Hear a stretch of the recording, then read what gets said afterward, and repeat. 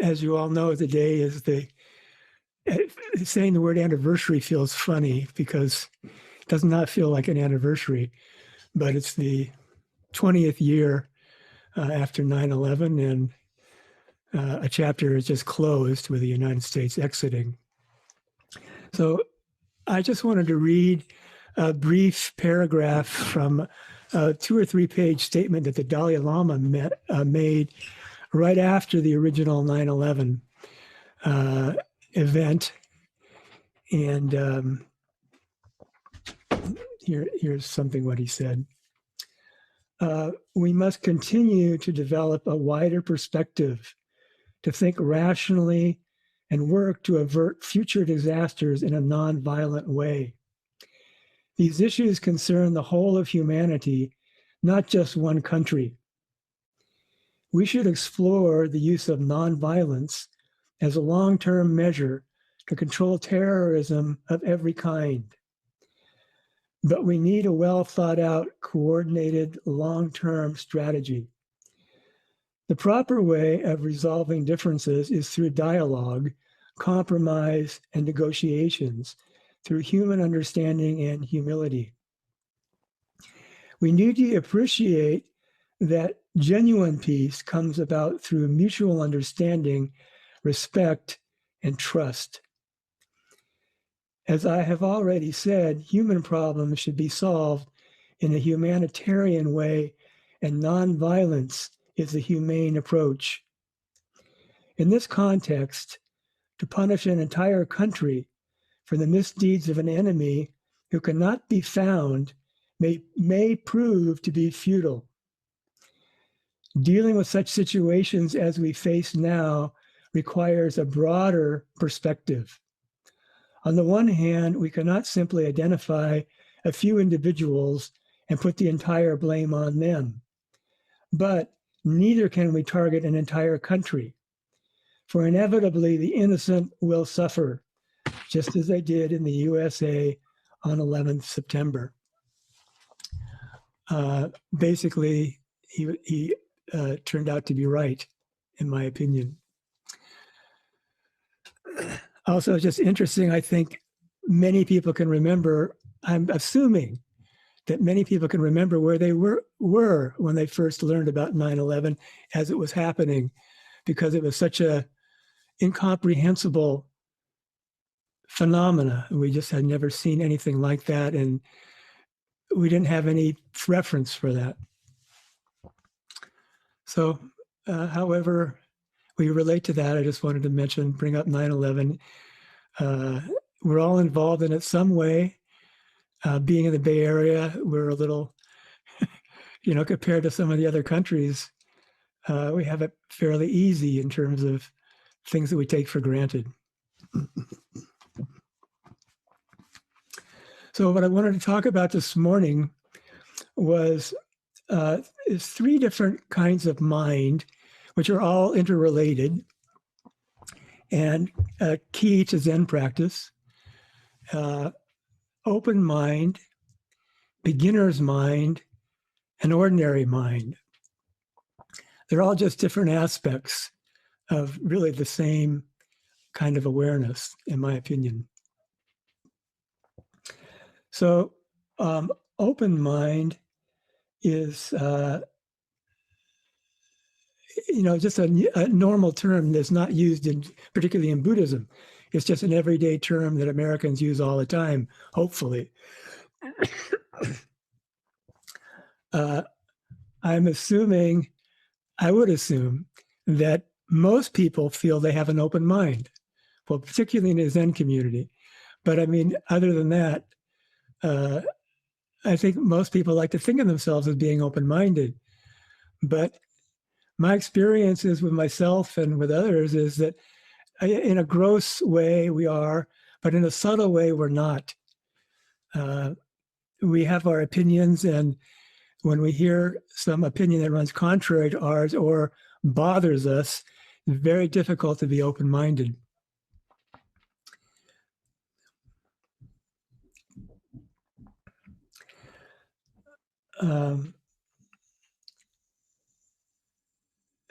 In a way, our opinions and our attitudes kind of protect us. It gives us a sense of who we are and some security. We know where we stand.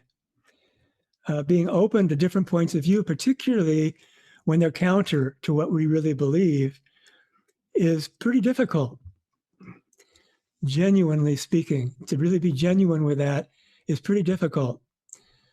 And utmost, I think, is that it involves respect.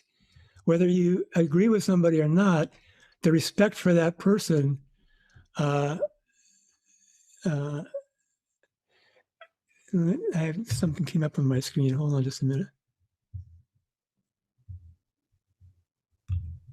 Whether you agree with that person or not, is respect for the person who has a different opinion than we do. And an open mind can, mostly we talk about it in terms of relating to other people, but even in nature, open mind is possible, or closed mind is possible. We just came back from a vacation in Mendocino, and I love wide open spaces in the mountains, but we couldn't go up there because it was so smoky. So we went on the coast up near Fort Bragg in Mendocino. And I don't particularly like the redwood forest. I feel kind of enclosed with them. But that's what's happening up there along with the coast. So when we were on a redwood walk day, I appreciated the majesty of them, but at the same time, it wasn't my thing. So that I could see my own closed attitude toward it. So I kept trying to appreciate, just forget my attitude about it, and just see it for what it was, not compare it with something that I like better. It kind of worked. And you can see this with even our response to COVID for BZC. There's a committee working on how to reopen BZC. It's difficult because there's so much data coming in and it changes. And people have different opinions about it. Some pretty emotional. So how do you stay open to everybody's opinion and yet trying to find the best way that works for the most people? It's a big responsibility. So I appreciate the leadership dealing with that. And my experience is they definitely have an open mind about it. And it's difficult. It's very difficult to make everybody happy because people think differently. But being open to the different opinions is really key. And in Zazen, open mind is just when we sit, everybody experiences going off on various stories, the past, the future, problems we've got, little fantasies we've got. We've all experienced that and continue to experience it.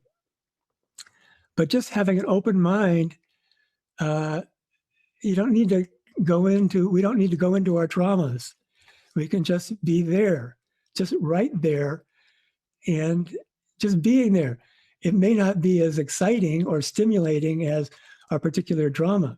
I think that's the problem. But being open to just being there, sitting still, when we're used to a level of stimulation. So we don't have that unless we start thinking and thinking and thinking. So I think that's part of open mind, is just letting that go and just being open to just the experience of just sitting still.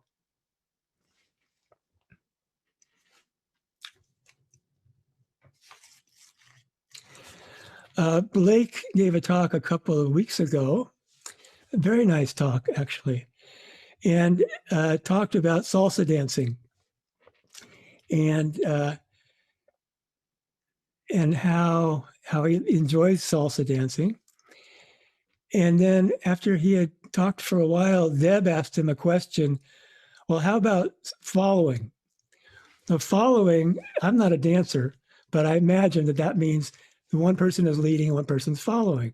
So I looked it up on YouTube, salsa dancing, and I watched this couple dancing together and amazingly coordinated and in sync with each other. It was extraordinary. And I realized, that they were equal, even though one's leading and one's following. They both are equal in terms of their sensitivity to what the other is doing. And so Blake's answer to how do you feel about following was, well, it's like listening. And I think that was a really good answer, because, in terms of open mind, to really listen to people in just the most ordinary way. We use the term deep listening sometime. And I kind of, I have some resistance to the term deep listening, because why can't we do that all the time? Why do we have to make it something special? We should always be doing deep listening, which is just open-minded listening. But we always have our agendas, and that's part of how we're listening.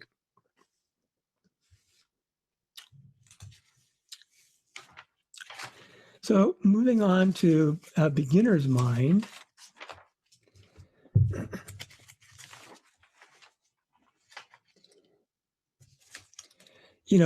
As we all know, Zen Mind, Beginner's Mind is Suzuki Roshi's book, which has probably been in print for over 50 years, which is extraordinary for a Buddhist book.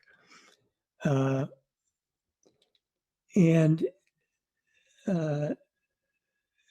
it's wonderful that he picked, they picked that to be the title, because a beginner is not an expert.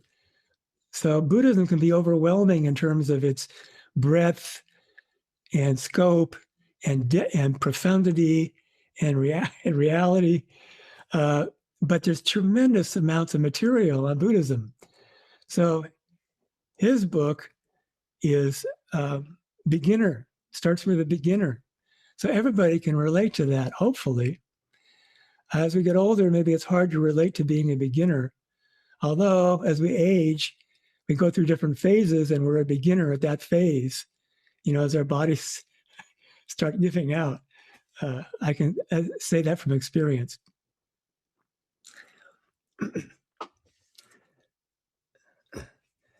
And the thing about beginner's mind is that we all have experiences being beginners, but it's maybe, I'm just going to be a little presumptuous, particularly when we're younger, when we're kids, it's all beginner's mind. We haven't been here before.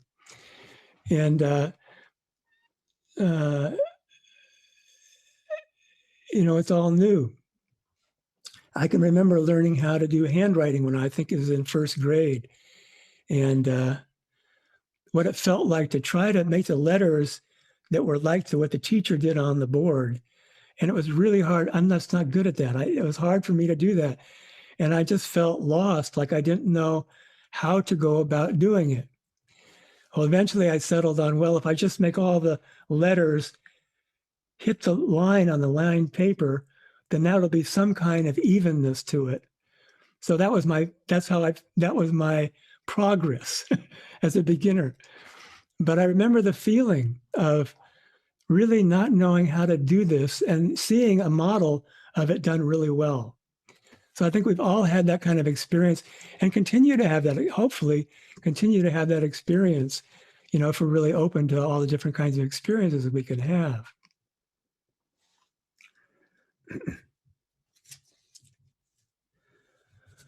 When I first started,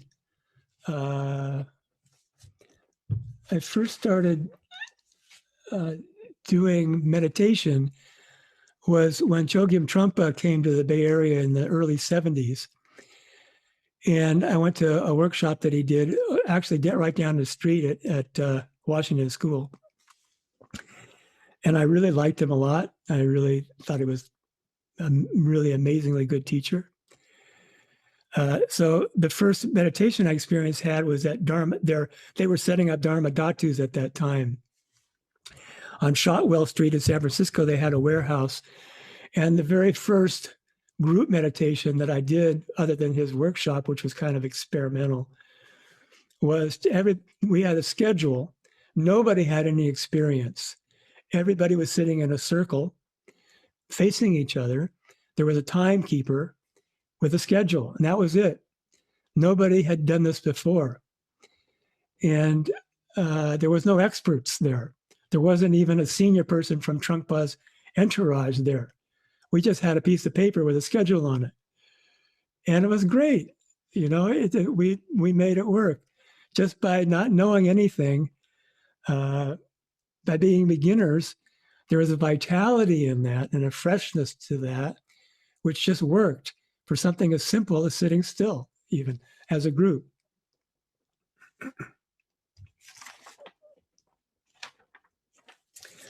Also, the other thing about beginner's mind that makes me really trust in Zen practice is that it's not about accumulating something. You know, it's not about how much you accumulate. It's about where you're at right now. And I think we're constantly, I'm very subtle, very domestic, acceptable venues, always wanting to accumulate something, gather something that'll make us feel good or, you know, give us some kind of satisfaction. But just not accumulating, in a way, it's more like letting go than it is accumulating. As a beginner, just be there. And that's why I trust Zen practice so much, and the teachers, the good teachers that teach it. It's not about how expert you can be. It's about basically how we can just be present genuinely.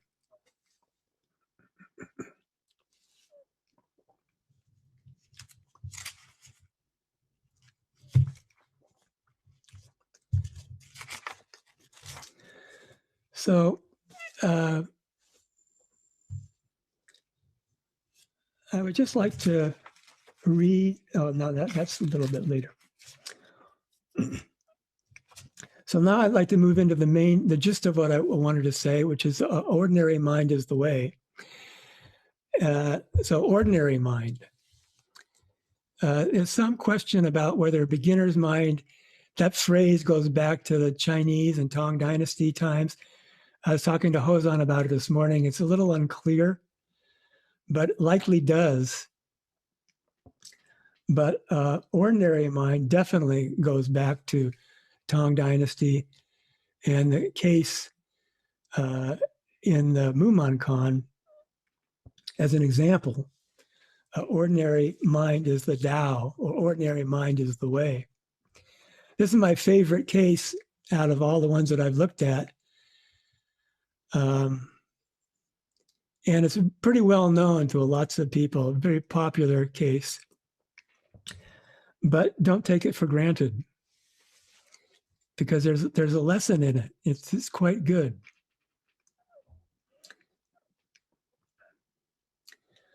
I'll use, and I don't want to assume that everybody's familiar with it, so I'm going to use Yamada Cohen's translation of how he translates, or how in Japanese, and then they translated it into English. So here's Yamada Cohen's description of the case. You know, basically goes back to the Tang Dynasty, but shows up in the Mumonkan, which came out in more or less the 1200s, really at the same time Book of Serenity did, and also when Dogen was active. Joshu earnestly asked Nansen, "What is the way?" Nansen answered, "The ordinary mind is the way." Joshu asked, "Should I direct myself toward it or not?" Nansen said, "If you try to turn toward it, you go against it." Joshu asked, "If I do not try to turn toward it, How can I know that it is the way? Nansen answered, the way does not belong to knowing or not knowing. Knowing is delusion. Not knowing is a blank consciousness. When you have really reached the true way beyond doubt, you will find it as vast and boundless as outer space. How can it be talked about on a level of right and wrong? At these words, Joshu was suddenly enlightened.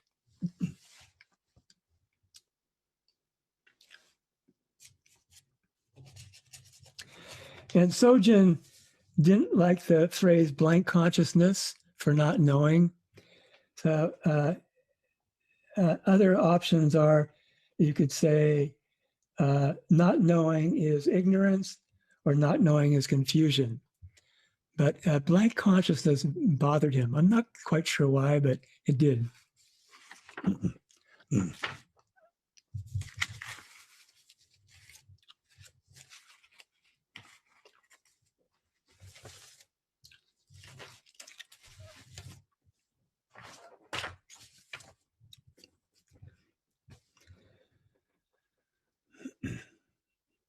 So when I've been going through these cases for probably 5 years, Book of Serenity mostly, with several people right now, Andrea and Ellen, and we just you take one line at a time and try to unwind that line, and knowing that it's intellectual, it's not koan practice in a Rinzai fashion where the teacher is challenging you to get it on the spot.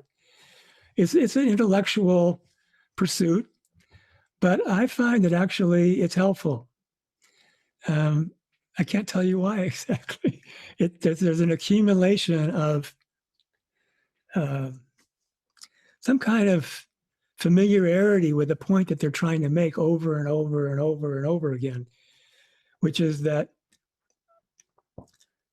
we have a mental image, or we rely on our ideas for our consciousness rather than just being present without knowing, without any conditions, just being there. And the cases, or the koans, are really all about this in various formats. Somebody will ask a profound question about Buddhism and the teacher slaps them. You think that's kind of rough stuff. But it's rough because the teacher is trying to wake the person up and let go of your ideas about Buddhism and Zen being profound this way or profound that way. Just be here now, for real.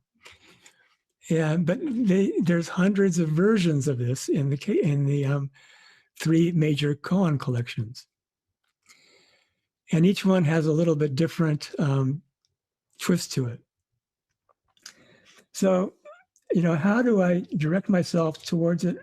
How should I direct myself towards it? And if I don't know, if it goes away from me when I do that, how should I know it?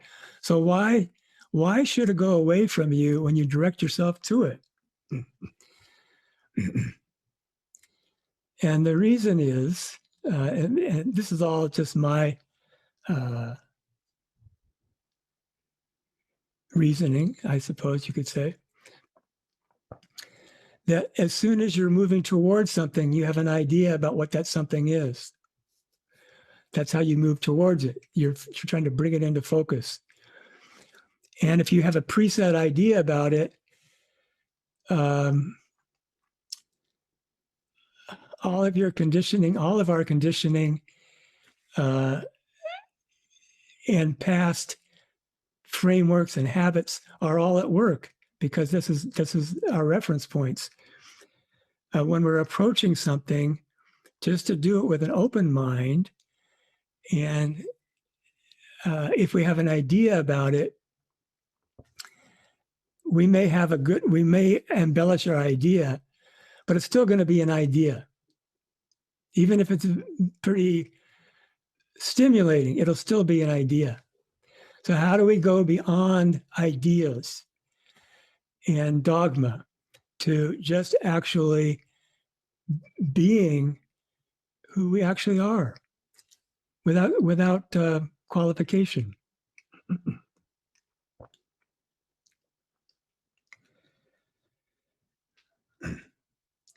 So, Joshu is playing the straight man here. Joshu is about 20 years old and Nansen is in his 50s. But Joshu's is already a sort of a brilliant young student. So he's being the straight man. And if I don't try to turn away towards it, how can I know that it's the way? And then Nansen answered, the way does not belong to knowing or not knowing. So just think how much of our identity or our experience is based on the feeling that we know something. And we become proud of what we know, especially if we're more expert in a particular discipline or functioning. We become proud of our knowing. We know a lot. We know more than other people do. So, and it could be very, very subtle, especially within Zen practice, it can be very subtle. But there's plenty to know in Zen practice, or to think we know, and have some pride in that. Yeah, I've been around a long time. I sort of understand this.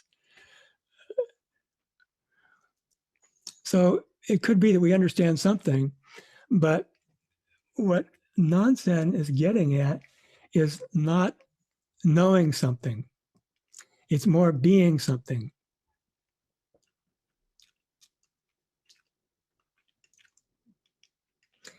And then he answered, the way does not belong to knowing or not knowing. So we set up a duality there between you know or you don't know. So he's trying to go beyond that duality. This is, classic non-dualism in a Zen koan. How do you go beyond, or I wouldn't even say beyond. I don't like the word beyond. It just bothers me. So knowing and not knowing, how do you not depend on knowing something or not knowing as your reference points? What if it's just not a matter of how much you know or you don't know? Who are you then?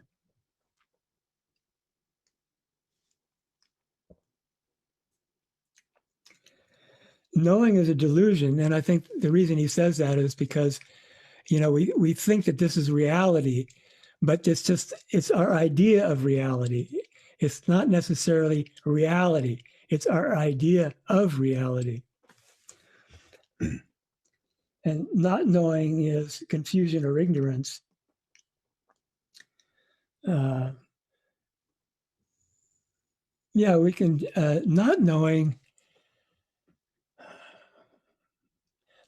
is still linked into knowing. We're still in the framework of knowing something. So what about when we're not in the framework of knowing something? How does that feel?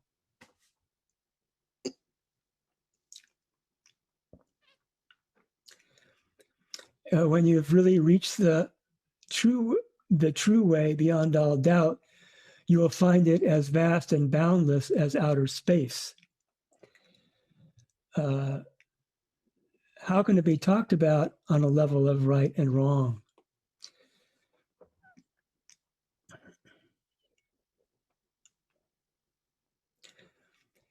So it's interesting about doubt. I don't notice that I have a lot of doubt. I have some skepticism sometimes, but I don't have a lot of doubt. But then if I look at it more carefully, I realize I do.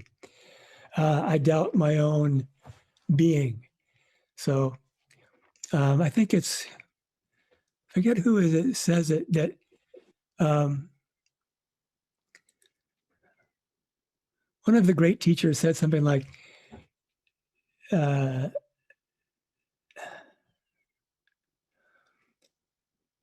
have trust in the teacher, trust in the teaching, and trust in yourself, which is, I don't know if trust is the opposite of doubt. It's not necessarily, but rather than doubt, have confidence I think confidence is a better word. Have confidence in the teacher, which I genuinely did with the teachers that I've mostly liked, and that's why I stayed with Sojin for as long as I have, because I trusted him, and I had confidence in his I don't know what to say. I had confidence in his being. So confidence in, he didn't take the easy way out. He wasn't a formalistic teacher. In some ways, yeah, well, in some ways he was. He had the same kind of shtick over and over again sometimes. But he had a quality of being real and being human also.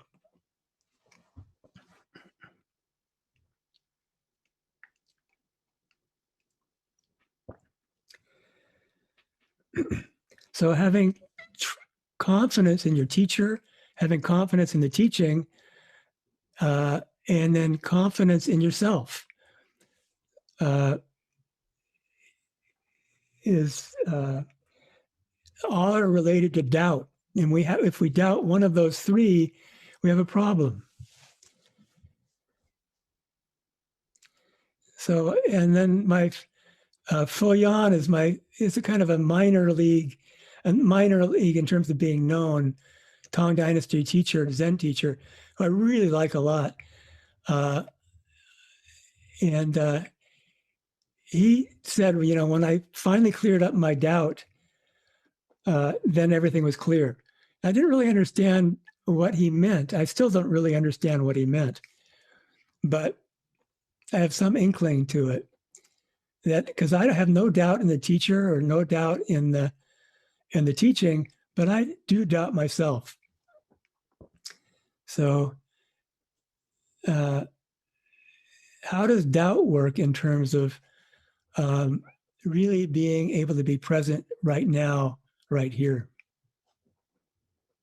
And we're talking about the subtle kinds too, not the gross doubt, but the subtle doubt.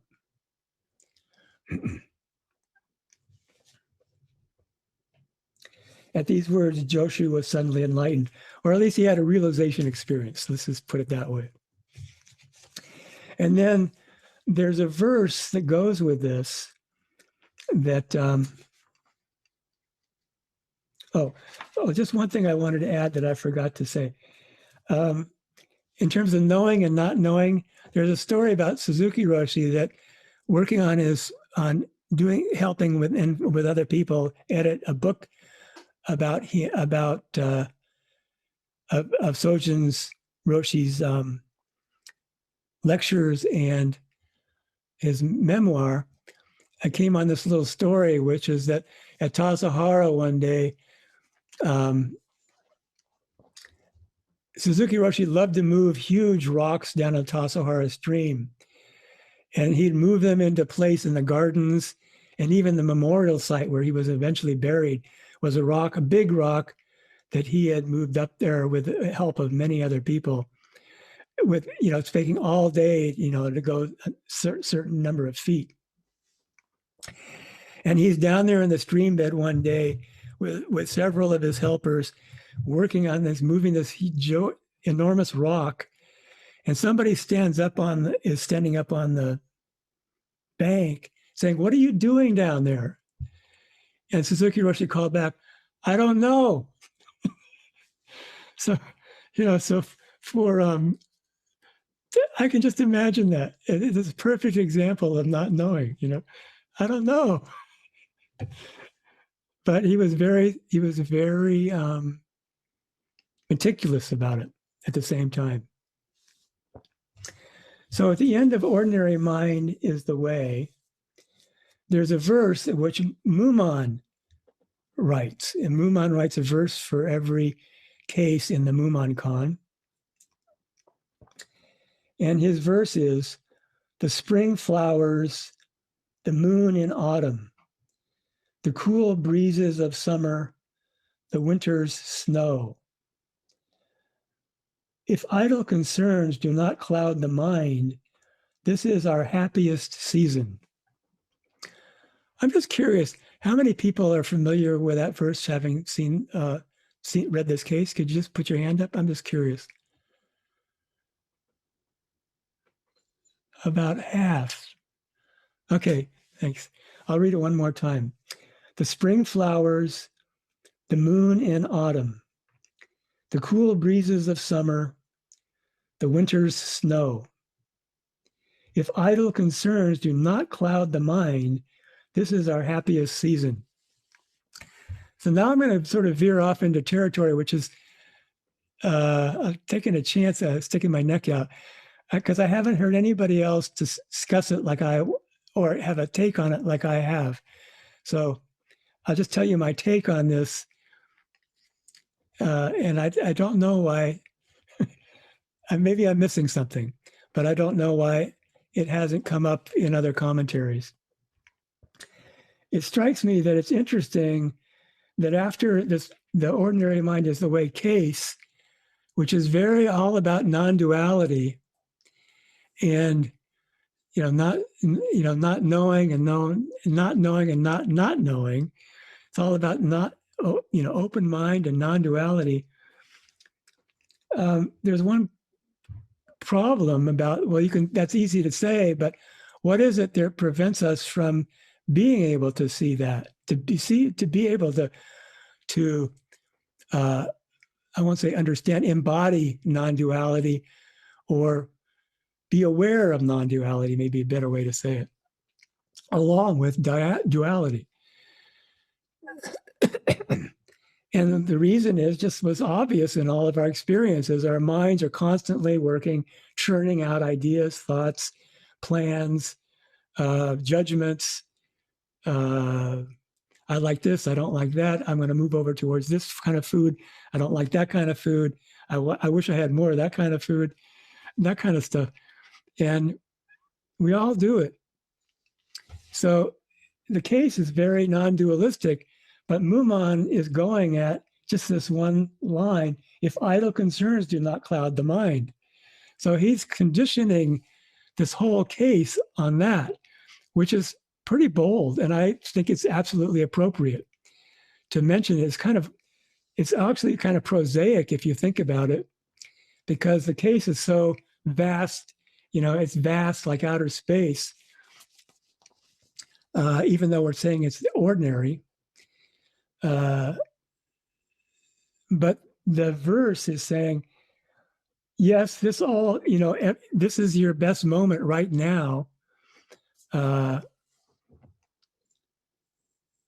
As long as idle concerns don't cloud our mind.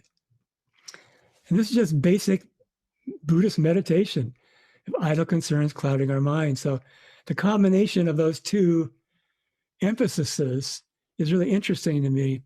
And I don't see anybody else commenting on it, so I don't know why. Maybe they don't want to get down in the weeds and pick it out, be picky like I'm being.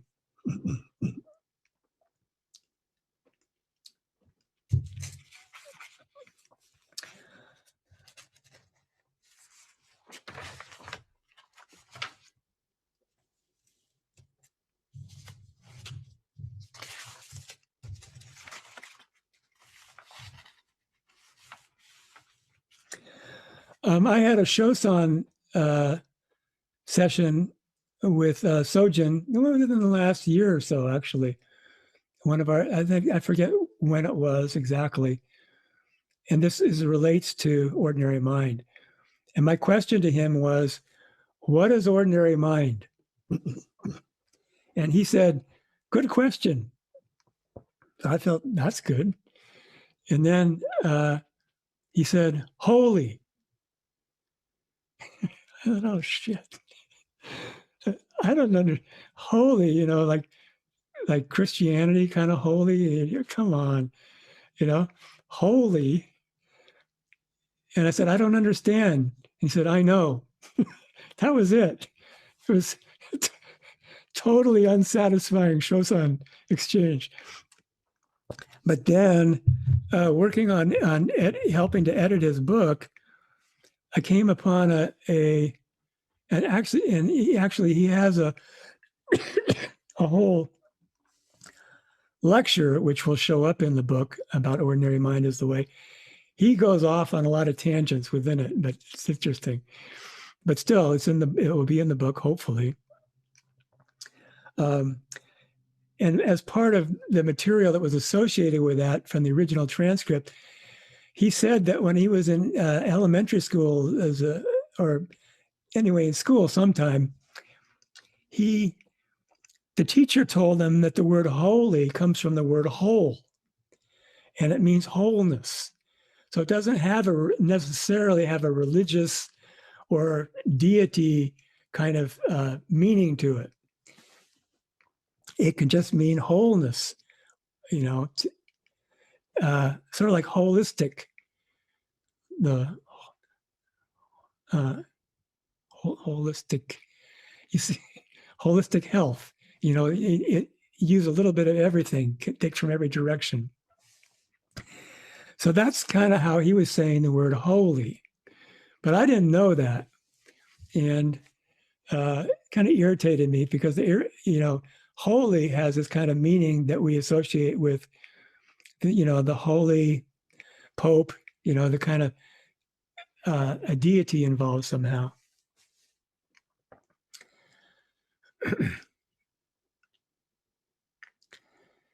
And then in his talk, he says something like, holy and ordinary go together. And what we call, if everything is ordinary, everything we do, at the same time, it's holy. So that's kind of like, this is your best season. Each thing is your best season. If you can see it like that.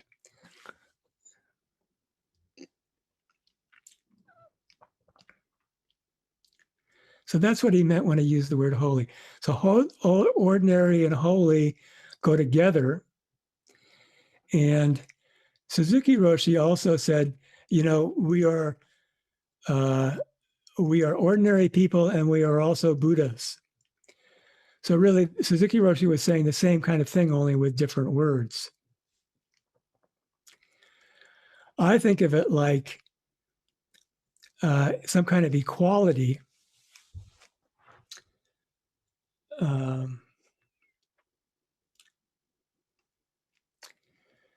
That if you believe in God, there's a right and a wrong in the universe. And God determines what's right and what's wrong. And there's scriptures that will tell you how God feels, apparently. If you don't believe in God, where's the authority? Where's the universal authority about what's right, what's wrong?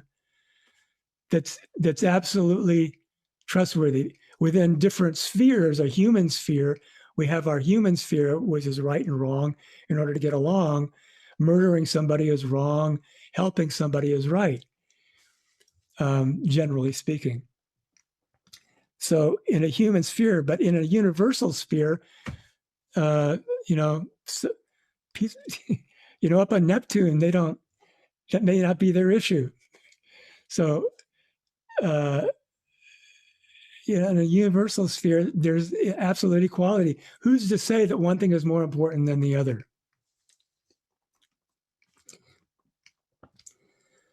So I think that's what they're getting at in that verse, and that's how I would describe it, is the equality of each thing being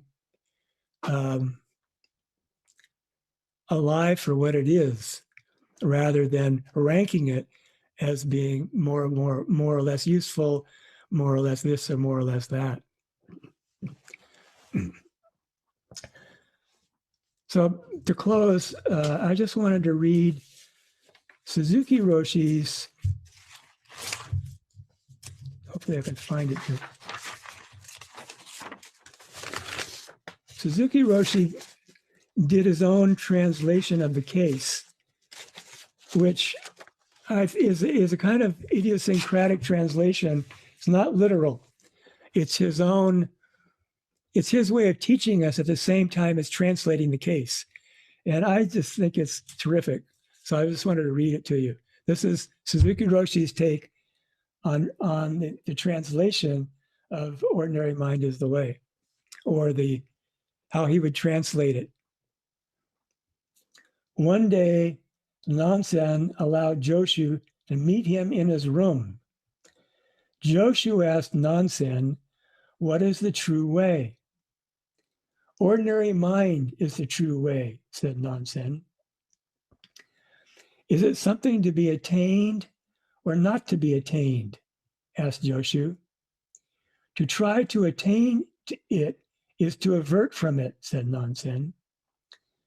"When you do not try to attain it, how do you know the true way?" asked Joshu. To this question, Nansen's answer was very polite. "The true way is not a matter to be known or not to be known. To know is to have a limited idea of it. And not to know is just psychological unawareness.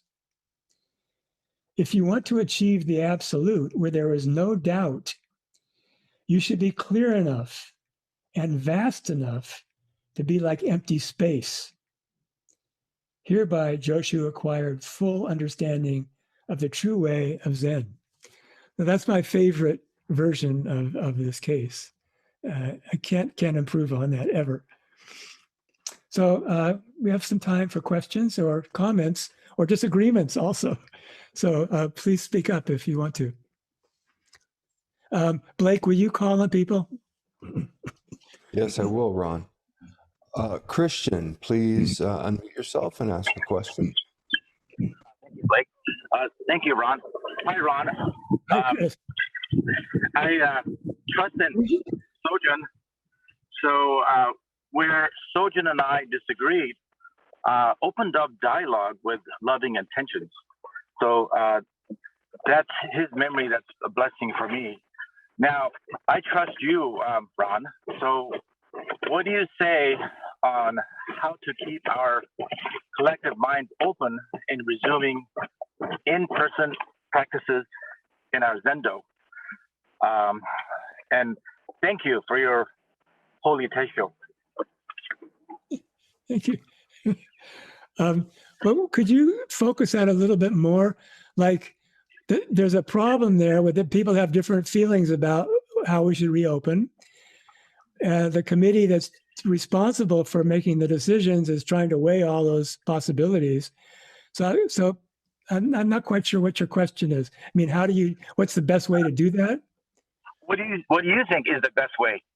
Oh, I think that the way they're doing it is pretty good. I've been in on the discussions, and they said, well, we read this, especially with the Delta variant coming up, things are changing. We thought it was going to be this, but now it's that.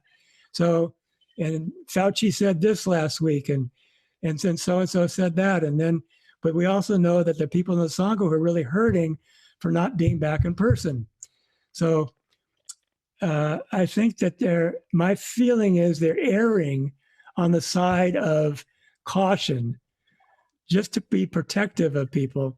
That's more important than that has a priority over satisfying people who want to get back into action.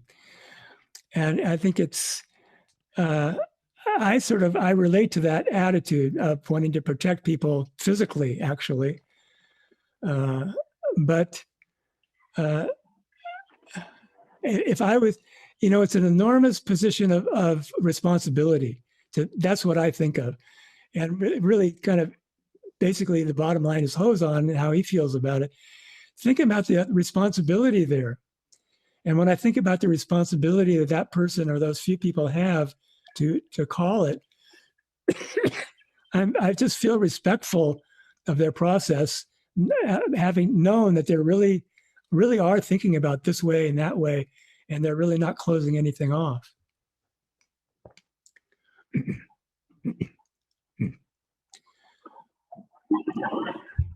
Thank you. What's your friend's name, by the way? Mello. What is it? Mellow. Mellow? Like mellow. Yeah. Oh. Hi, Mellow. Ron says hi. Thank you, Christian. Ross Blum, please unmute yourself and ask a question. Hey, Ron. Hi, Ross. You spoke of gross doubt, and we should practice subtle doubt.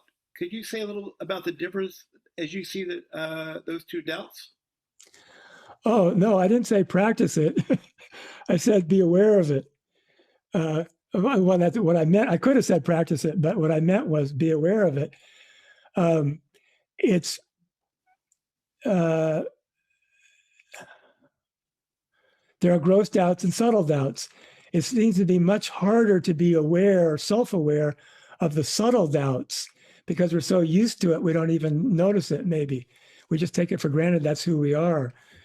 Could you give an example of a subtle doubt that you have?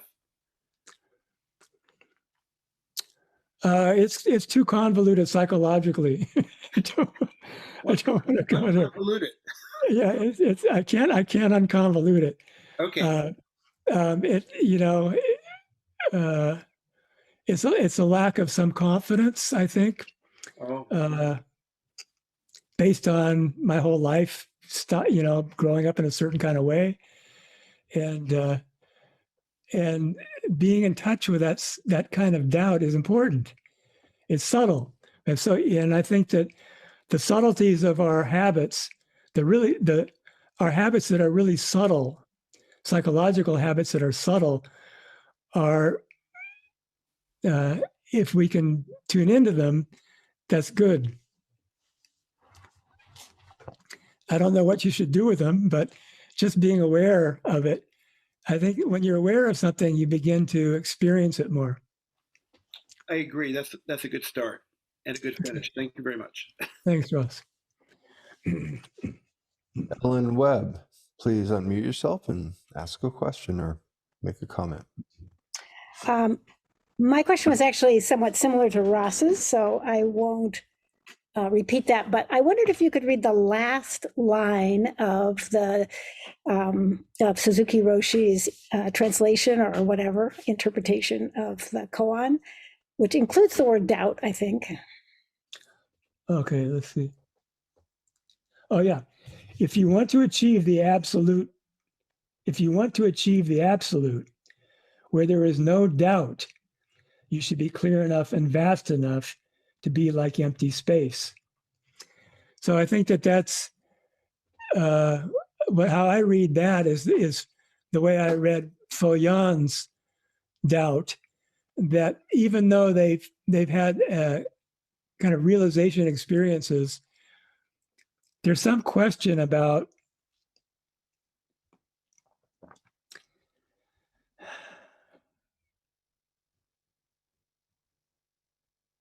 are they really on the are they Sorry. okay. There's some question about do they really have it right, or I don't know their experience, so I'm just fumbling around. I can't really tell you how they feel. I don't know. But the kind of doubt that he's talking about, I think, is there's no question. You're just aligned with the reality as is. It's not a matter of maybe I am and maybe I'm not. It's just there's an alignment there happening.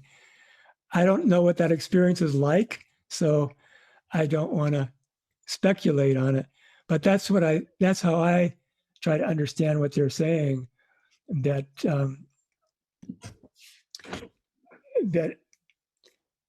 because Koan Yamada talks a lot about Yamada Koan talks a lot about people having a Kensho experience and then being caught on their Kensho experience and clinging to it. So I think it's something like that where they have some realization, but there's still some uncertainty. There's still some question. And And when when that goes away, there's a difference. That's what I think he's talking about. But Okay. yeah, I don't personally have that kind of experience, so I don't know.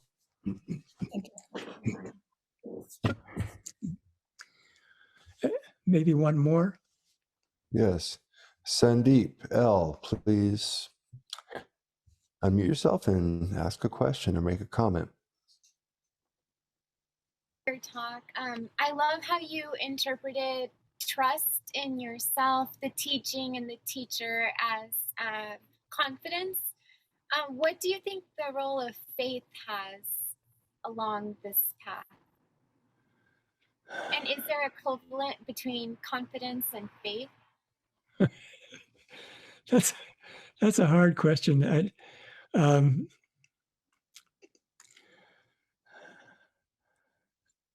It's too hard for me to answer that. But my feeling about faith is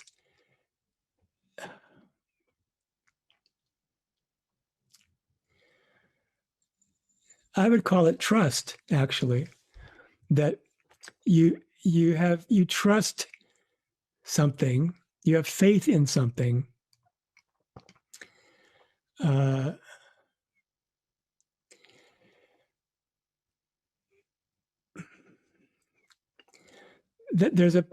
for me, there's an important distinction that it's trust that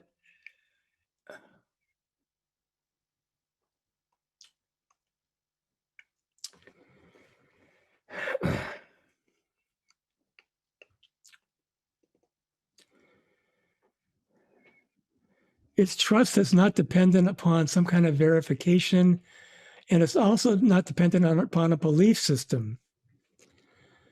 It's so I don't know how to articulate it. But for me, all I can talk about is my experience with faith. And I have great faith in Zen practice. It doesn't mean that it's perfect or that there aren't problems with it. But all in all, I think it's a really good road to be on. And I just have faith in that. And various teachers, the best teachers that I've seen, I have faith in them, even if they have glitches and problems. So it doesn't depend on them being perfect. It doesn't depend on God existing or not existing. It's more of a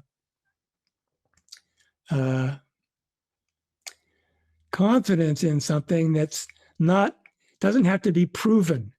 You don't have to prove it anymore. It includes, it's got enough give in it, the faith has got enough give in it that it doesn't have to be exactly perfect. That's the best I can do. It's tricky. Faith is tricky because faith means different things to different people. How about yourself?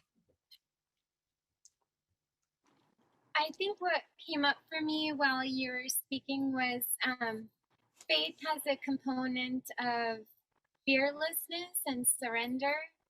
And I think if you're embodying that, then you're definitely embodying confidence as well. So, yeah, I mean, I'll sit with it. It's got me, my wheels turning. Good. That's the most we can ask for. All right, thank you. Okay. Thanks, everybody. I realize, I'm sort of a little bit loose when I stumble through this, but that's just the way it is. Sorry. But I'm happy to talk to everybody. Thank you.